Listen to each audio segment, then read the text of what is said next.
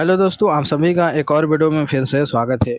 दोस्तों, आज के इस वीडियो में हम समबाहु त्रिभुज का क्षेत्रफल निकालना सीखेंगे। दोस्तों, समबाहु क्या होता है? दोस्तों, समबाहु त्रिभुज का मतलब ये होता है कि जिसकी तीनों भुजाएं सेम होंगी, यानी एक ही तरह का होगा। जैसे आप देखिए, ए से बी के बीच में 4 सेमी है, बी से सी के बीच में भी 4 सेमी है और ए से सी के बीच में भी 4 सेमी है। यानी ऐसी भुजा जिसकी तीनों भुजाएं सेम हो, यानी एक ही हो, उसे हम समबाहु त्रिभुज कहते हैं। अब हमें ये बताना है कि समबाहु त्रिभुज का क्षेत्रफल कितना होगा।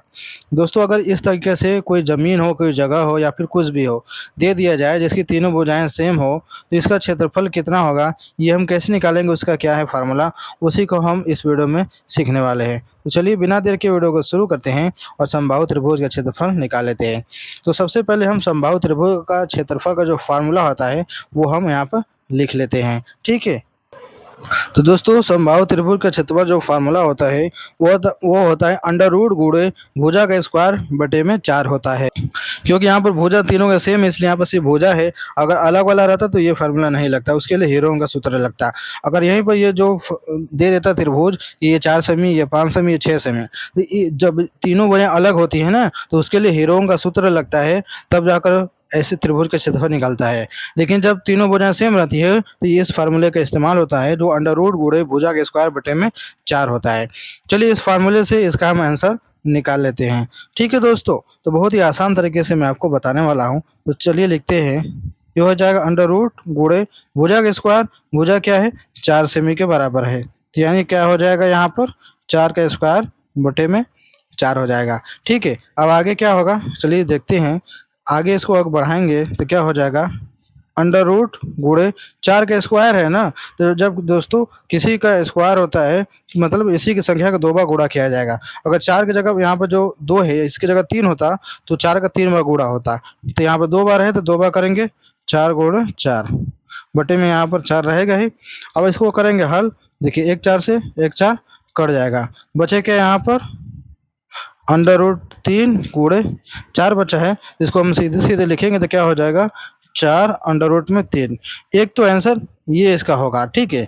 लेकिन अगर इसको पूरा हल करना होगा, पूरे आपको पॉइंट में दशमलव के अंदर भी ये बताना होगा, तो हम कैसे बताएंगे दोस्तों? अंडर रूट 3 का मतलब क्या होगा तो कैसे पता लगेगा? हम 4 का तो मतलब समझते हैं, लेकिन अंडर रूट का मतलब क्या होगा ये हम कैसे जानेंगे? चलिए मैं आपको इसी को कैलकुलेटर से बताने वाला हूँ। चलिए देखिए, यहाँ पर 4 हो गया गुणे अंडर रूट 3 का मतलब क्या होता है, तो इसका मतलब ये होता है। अब ये कैलकुलेटर खोलिए अपने मोबाइल का। अब यहाँ पे देखिए, मोबाइल के अंदर इस तरीके से अंडर रूट में x लिखा रहता है। अंडर रूट में x लिखा रहता है ना, तो इसी पर क्लिक कीजिए। उसके बाद 3 का निकालना है ना, तो यहाँ पर 3 लिख दीजिए, आपका इसका मान निकल जाएगा। यानी अंडर रूट में 3 का जो मान होगा वो होगा 1.7320, यानी लंबा सा है तो सिर्फ 2-3 अंक तक ही लेते हैं। 1.732 हमने 3 अंक तक ले लिया, यानी कि अंडर रूट 3 का मतलब 1.732 होता है। अब हम करेंगे क्या, इसमें 4 का गुणा करेंगे। चलिए गुणा करते हैं, क्या हो जाएगा, देखिए 4 दूनी की 8, 4 तिया का 12 का 2, 80 लगा 1, 4 7 28, 1 29 के 9, 80 लगा 2, 4 एकम 4 2 6 हो जाएगा।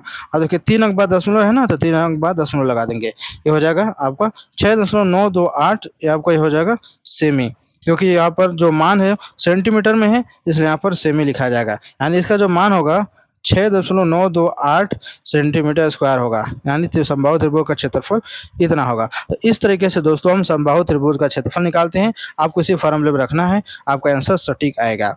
तो उम्मीद करते हैं आपको वीडियो अच्छी लगी होगी, तो लाइक करना ना भूलिएगा, चैनल पहले बार सब्सक्राइब कर लीजिएगा। चलिए मिलते हैं एक नए वीडियो में।